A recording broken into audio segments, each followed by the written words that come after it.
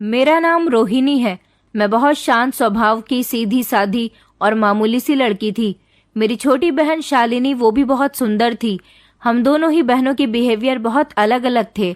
मेरी बहन बहुत चंचल थी, उसे लड़कों से दोस्ती करना बहुत पसंद था, जबकि मैं ऐसी बिल्कुल भी नहीं थी। मैं बहुत संस्कारी थी। मुझे शुरू से ही मेरी मम्मी ने बहुत अच्छे संस्कार दिए थे।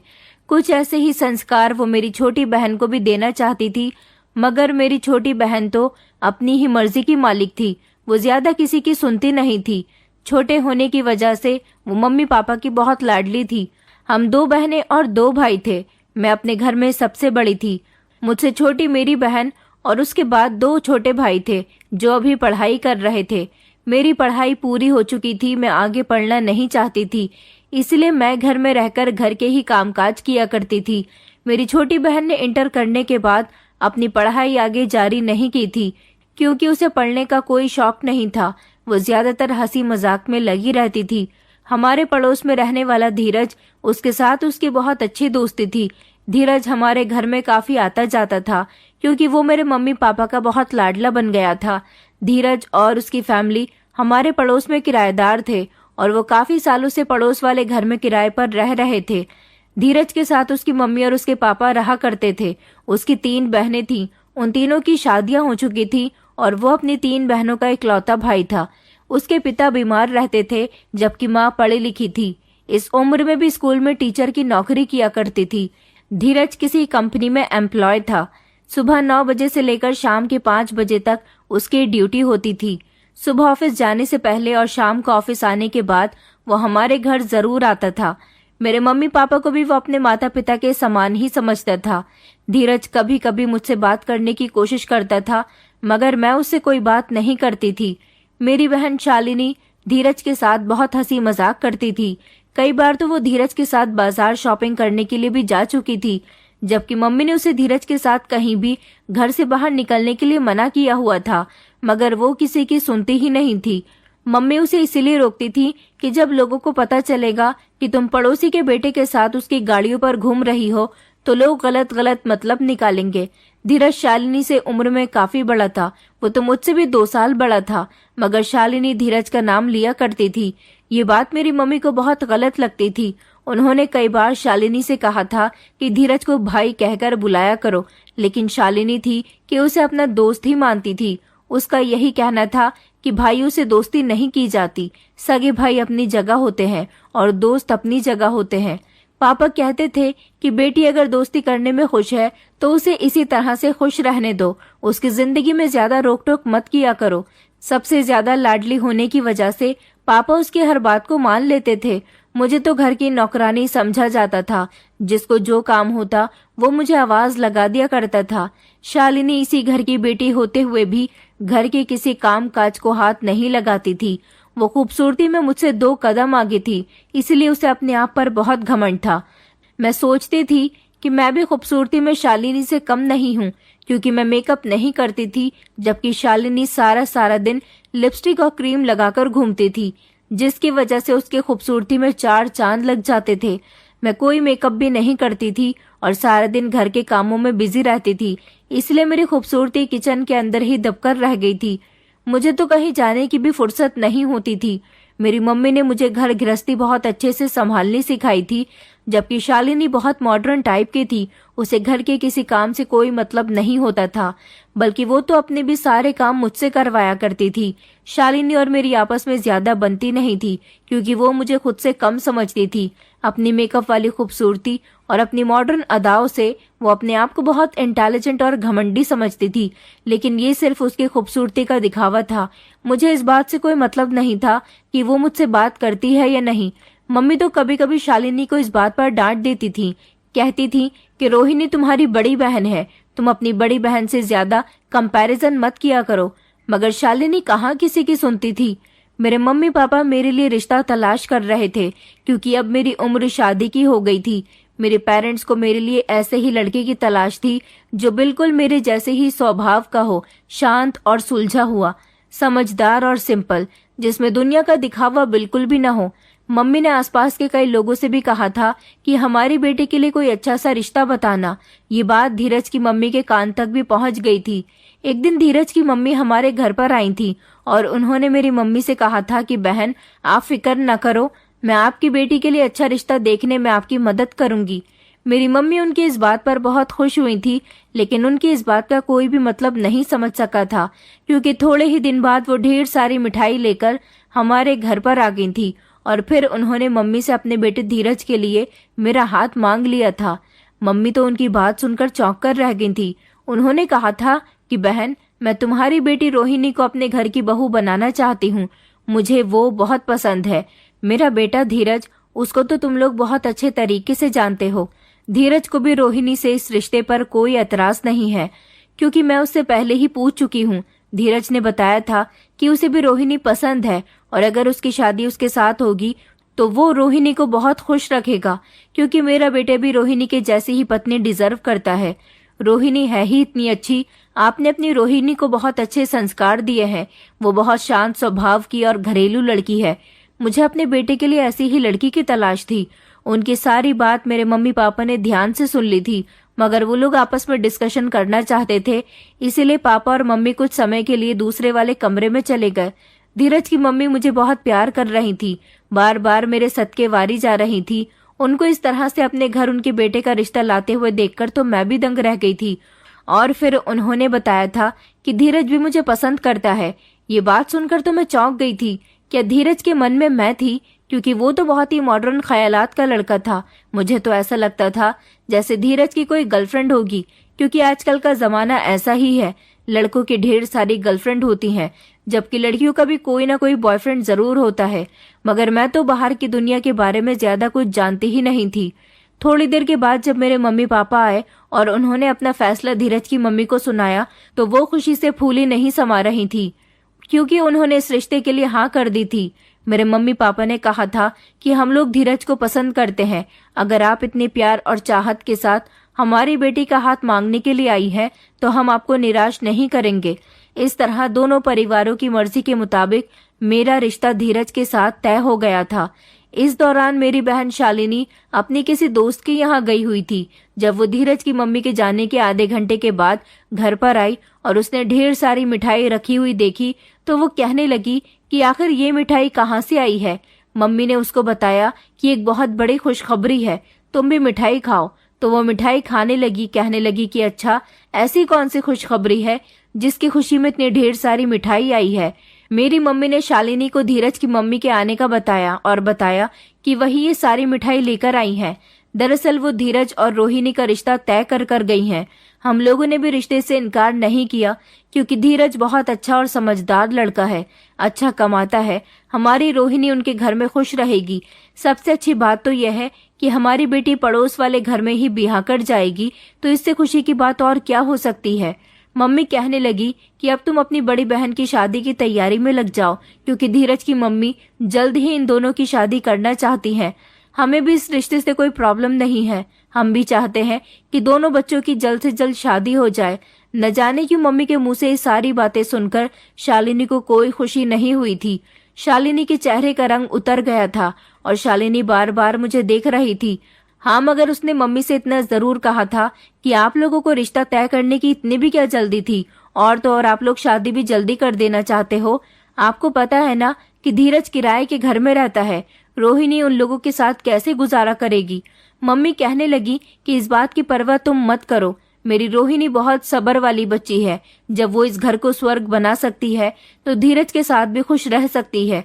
भले ही धीरज किराए के घर में रहता है, मगर उसकी नौकरी बहुत अच्छी है। गांव में उन लोगों की जमीन पड़ी हुई है। धीरज की मम्मी हमें बताकर गई है कि वो गांव वाली जमीन बेचकर अब शहर में अपना मकान खरीदने वाली है, क्योंकि अब उनके घर में बहू आ जाएगी। आखिर कब तक वो किराए पर रहती रहेंगी। और उन्होंने ये भी कहा है कि वो यही पास में ही कहीं मकान खरीद लेंगे। हमारी बेटी हमारे करीब ही रहेगी, उसकी ससुराल ज्यादा दूर की नहीं होगी। मम्मी की बात सुनकर शालिनी बहुत चिढ़ गई थी और वो बिल्कुल भी खुश नहीं हुई थी। वो अपने कमरे में चली गई। रात के टाइम पर सब लोग खाना खा रहे थे और मैं सबको खाना सर्व कर रही थी। जब मेरी मम्मी ने दोनों भाइयों को भी धीरज से मेरे रिश्ते वाली बात बताई तो वो दोनों भी बहुत खुश हुए थे।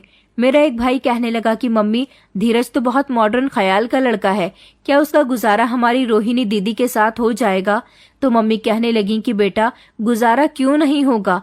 धीरज ने खुद अपनी माँ से कहा था कि उसे हमारी रोहिणी पसंद है, वो ऐसे ही लड़की को अपनी पत्नी बनाना चाहता है। जब मैंने धीरज की मम्मी से रोहिणी के रिश्ते के लिए कहा था, तभी उन्होंने धीरज से इस बारे में बात कर ली थी। उससे पूछ लिया था कि अगर मैं तुम्हारा रिश्ता रोहिणी के लिए लेकर उसके घर चली जाऊं तो क्या तुम्हें इस बात से कोई एतराज तो नहीं होगा, क्योंकि उसके माता पिता उसके लिए रिश्ता देख रहे हैं। धीरज ने अपनी माँ से कहा था कि हाँ, रोहिणी बहुत अच्छी लड़की है, अगर मेरी शादी उसके साथ हो जाए तो मैं अपने आप को बहुत सौभाग्यशाली समझूंगा, क्योंकि उस जैसी लड़की तो मुझे ढूंढने से भी नहीं मिल सकती। जब ये बात सब लोगों ने सुनी तो सबको बहुत ही खुशी हुई थी, मगर मैं देख रही थी कि अभी भी शालिनी के चेहरे पर एक अजीब सा गुस्सा उभरा हुआ था। मैं ये बात तो अच्छी तरह से जानती थी कि उसे इस रिश्ते से चिढ़ क्यों हो रही है। ऐसा इसलिए था क्योंकि वो अपने आप को मुझसे ज्यादा खूबसूरत समझती थी और उसे ऐसा लगता था कि दुनिया के सारे ही लड़के उसके लिए बनाए गए हैं, क्योंकि वो हर लड़की से बहुत खुलकर बात करती थी, हर लड़की के मुंह से अपनी खूबसूरती की तारीफ सुनना पसंद करती थी। अब जब उसके ही अपने दोस्त के घर से मेरे लिए रिश्ता आया था तो उसका मूड ऑफ हो गया था। लेकिन कुछ दिनों बाद शालिनी भी ठीक हो गई थी, क्योंकि मैं अब इस घर में सिर्फ 2 महीने की ही मेहमान रह गई थी। मेरी शादी की तैयारियां शुरू कर दी गई थी। जब से मेरा रिश्ता धीरज के साथ तय हुआ था, उसने हमारे घर आना जाना बंद कर दिया था, लेकिन मैं जब छत पर जाती थी तो धीरज मुझे अपनी छत पर बैठा हुआ मिलता था। वो मुझे देखकर मुस्कुराया करता था। अब तो मेरे दिल में भी उसके लिए मोहब्बत जागने लगी थी, क्योंकि जब से मुझे ये बात पता चली थी कि वो मुझे पसंद करता है तो मैं भी उसे पसंद करने लगी थी। पहले शायद मेरे दिल में उसके लिए कभी मोहब्बत नहीं आई थी, और जब किसी लड़की और लड़के का रिश्ता आपस में जुड़ जाता है तो भगवान खुद ही उन दोनों के दिल में मोहब्बत पैदा करनी शुरू कर देता है। शाम को अपनी जॉब से आने के बाद धीरज छत पर जाकर बैठ जाता था। मैं कपड़े डालने के बहाने से छत पर जाती थी ताकि उसे देख सकूं। इस दौरान हम दोनों एक दूसरे को देखकर मुस्कुराया करते थे। मेरे पास मोबाइल नहीं था, जबकि धीरज बार बार मुझे छत से फोन दिखाकर इशारा किया करता था कि मैं उससे फोन पर बात कर लूं। गुजरते हुए समय के साथ साथ शालिनी का बिहेवियर भी मेरे साथ ठीक रहने लगा था। शालिनी अब मेरे साथ वक्त बिताती थी, मेरे साथ घर के काम भी करवाया करती थी और अपनी शर्मिंदगी जाहिर करती थी। कहती थी कि मुझे माफ कर देना रोहिणी, आज तक मैंने तुम्हें जितना भी गिल्टी फील करवाया हो उसके लिए। जब से तुम्हारी शादी के बारे में सुना है, मेरे दिल को एक अजीब सी बेचैनी रहती है। तुमसे दूर जाने का गम मुझे सताने लगता है। बस हमेशा यही टेंशन रहती है कि तुमने घर वालों के लिए बहुत कुछ किया, तुम सबका कितना ख्याल रखती हो। जब तुम इस घर से चली जाओगी तो इस घर की रौनक खत्म हो जाएगी। तुम्हारे जाने के बाद कौन इस किचन को संभालेगा? मुझे तो कुछ आता भी नहीं है। मुझे तो मम्मी से ही सब कुछ सीखना होगा। सच में तुम एक बहुत अच्छी बहन हो। मुझे उम्मीद है कि तुम एक बहुत अच्छी पत्नी भी साबित होगी। मैं उसकी बात पर मुस्कुराकर उसे गले लगा लिया करती थी और कहती थी कि तुम भी मेरी बहुत अच्छी बहन हो। भगवान तुम जैसी बहन सबको दे। हम दोनों बहनों के बीच ढेर सारा प्यार उमड़ने लगा था। मेरी शादी की सारी शॉपिंग शालिनी मम्मी के साथ जाकर किया करती थी और मैं घर में रहकर घर के कामकाज देखती थी। वक्त इसी तरह से गुजरा जा रहा था और फिर मेरी शादी का दिन भी करीब आ गया था, जिस पर मैं बहुत ज्यादा खुश थी। धीरज को अपने पति के रूप में देखने के लिए मैं बेकरार हो रही थी और फिर मेरी शादी धीरज के साथ हो गई। दोनों परिवारों की मर्जी के साथ हम दोनों पति पत्नी के बंधन में बंध गए थे और मैं विदा होकर अपने ही पड़ोस वाले घर में आ गई थी। धीरज की तीनों बहनें भी आई हुई थी। वो भी बहुत खुश हो रही थी मुझे अपनी भाभी के रूप में देखकर। सारी रस्में हो जाने के बाद रात को मुझे मेरे कमरे में भेज दिया गया था, जहां पर मैं दुल्हन बनी धीरज का इंतजार कर रही थी। थोड़ी देर के बाद जब धीरज कमरे के अंदर आया तो वो बहुत खुश नजर आ रहा था। आते ही मेरे करीब बैठ गया और उसने मुझे मुंह दिखाई में सोने की एक चेन गिफ्ट की थी और अपने हाथों से पहनाई थी। उसके बाद धीरज ने मुझसे अपनी मोहब्बत का इजहार किया था। उसने कहा था कि मैं तुम्हें पहले से ही पसंद करता था रोहिणी। मैंने तो कई बार तुमसे बात भी करने की कोशिश की थी, मगर तुमने कभी मुझसे बात ही नहीं की। मैं जानता हूँ कि तुम एक बहुत शरीफ लड़की हो। तुम उन लड़कियों में से नहीं हो जो लड़कों से दोस्ती करती हैं या फिर हंस हंस कर बातें करती हैं। इसलिए तो जब मम्मी ने मुझसे तुम्हारे रिश्ते के लिए कहा तो मैं फौरन ही तैयार हो गया था। तुम्हारी बहन शालिनी तुमसे बहुत अलग है। उसे तो बाहर घूमना फिरना, लड़कों के साथ दोस्ती करना कुछ ज्यादा ही पसंद है, लेकिन वो भी एक अच्छी लड़की है। उसके बाद धीरज मेरी खूबसूरती की तारीफ करने लगे और फिर इस तरह हम दोनों ने अपनी नई जिंदगी की शुरुआत की थी। अगले दिन मेरी तीनों नंदे अपनी अपनी ससुराल को वापस चली गई थी। मेरी शादी को 2-3 दिन गुजर गए थे। मेरे ससुर बीमार रहने की वजह से कोई काम नहीं करते थे। घर के बाहर अपने कुछ दोस्तों के पास उनका ज्यादा ही उठना बैठना होता था। मेरी सास अभी भी नौकरी कर रही थी। वो जब सुबह स्कूल के लिए निकलती थी तो मुझसे कहती थी कि घर का ध्यान रखना, तुम चाहो तो बराबर में ही तुम्हारा मायका है, अपने मायके जा सकती हो। मेरे ऊपर किसी भी तरह की कोई रोक टोक नहीं थी। ससुराल के ज्यादा काम भी नहीं होते थे, जिनको करने के बाद मैं जल्दी ही फ्री हो जाती थी और उसके बाद मम्मी पापा के घर जाकर बैठ जाती थी। शालिनी का बिहेवियर मेरे साथ अभी भी बहुत अच्छा था। जब मैं घर जाती थी तो शालिनी मुझे देखकर बहुत खुश हो जाती थी। एक दिन मेरी सास और पति के जाने के बाद मैं अभी घर के कामों में ही लगी हुई थी जब अचानक घर के दरवाजे पर बेल बजी। मैं दरवाजा खोलने गई तो ये देखकर दंग रह गई कि मेरी बहन पहली बार मेरे घर आई थी। मैं शालिनी को देखकर बहुत खुश हुई थी। मैंने उसे बैठने के लिए कहा था। इस दौरान हम दोनों बहनें ढेर सारी बातें कर रहे थे। अब शालिनी हर दूसरे तीसरे दिन मेरे घर पर आ जाती थी।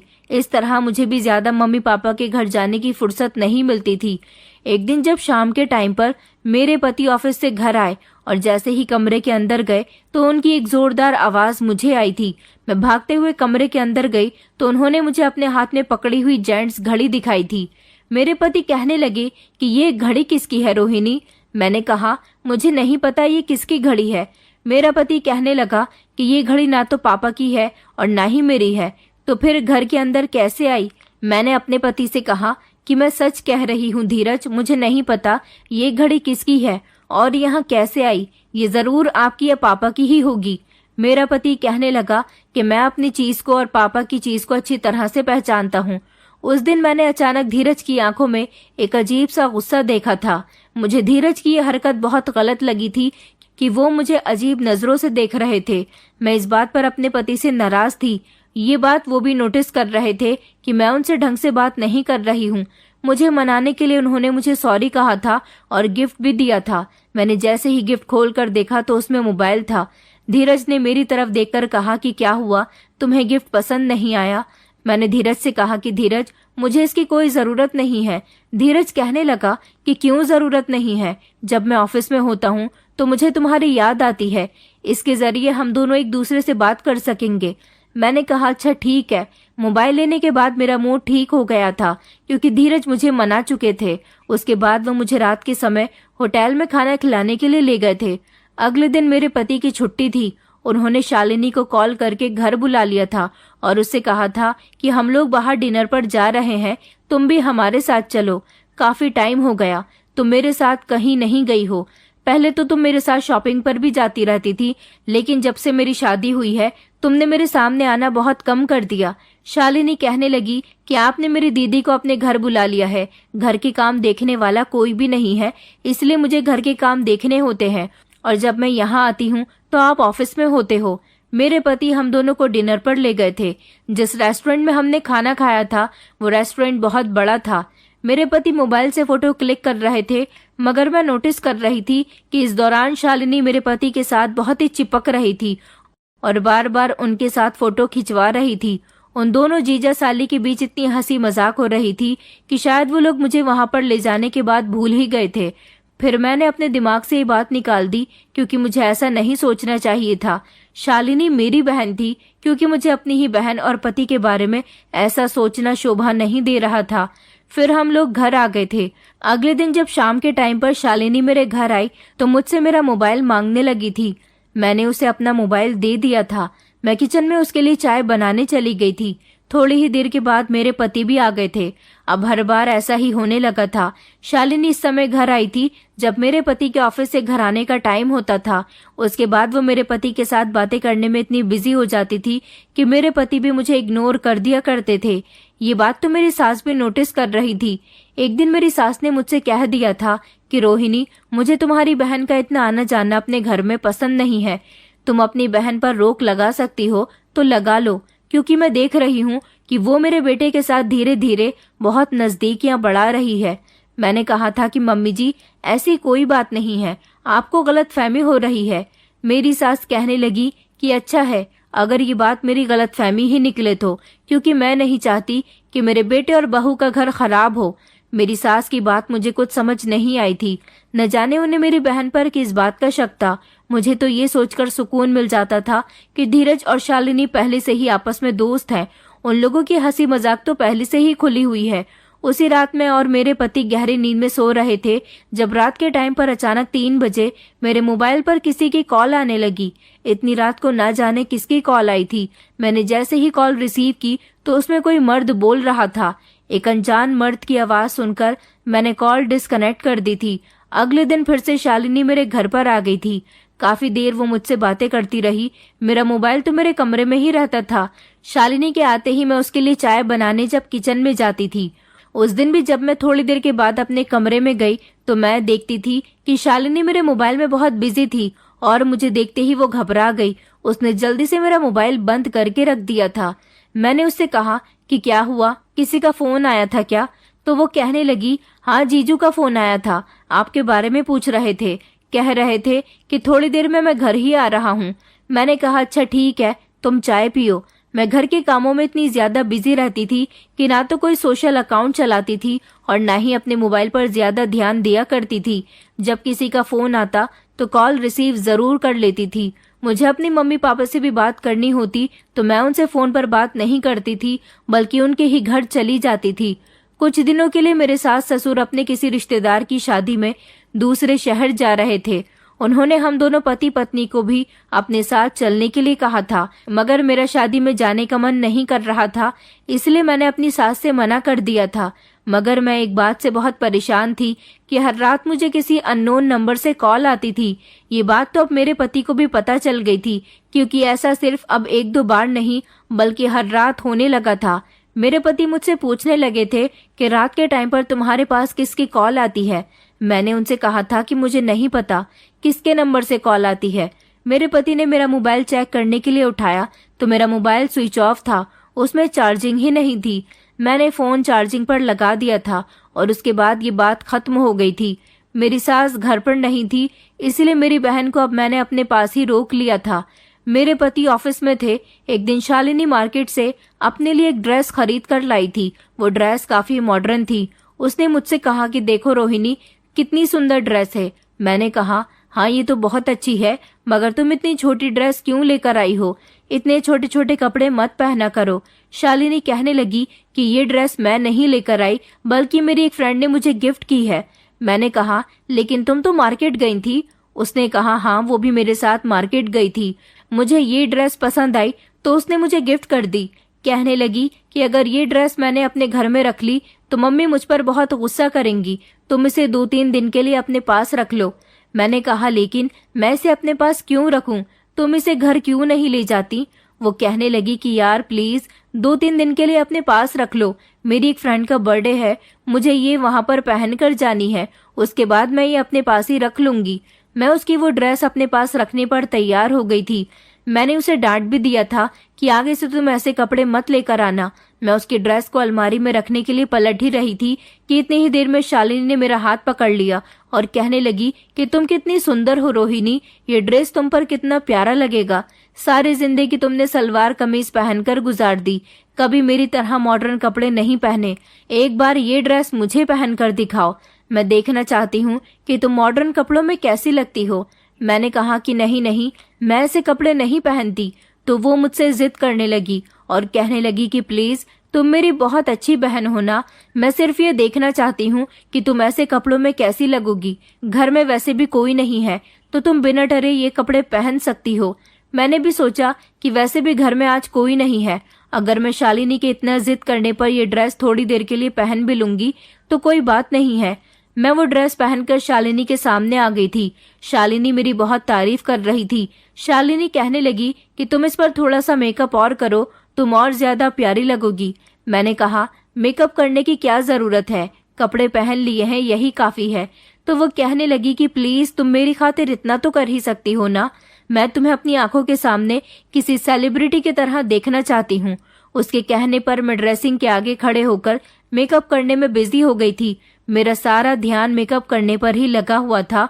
और फिर उसके बाद जब मैंने अपना फाइनल लुक शालिनी को दिखाया तो वो फटी फटी आंखों से मुझे देख रही थी और कहने लगी कि तुम इतनी भी सुंदर हो सकती हो, ये बात तो मैंने सोची ही नहीं थी।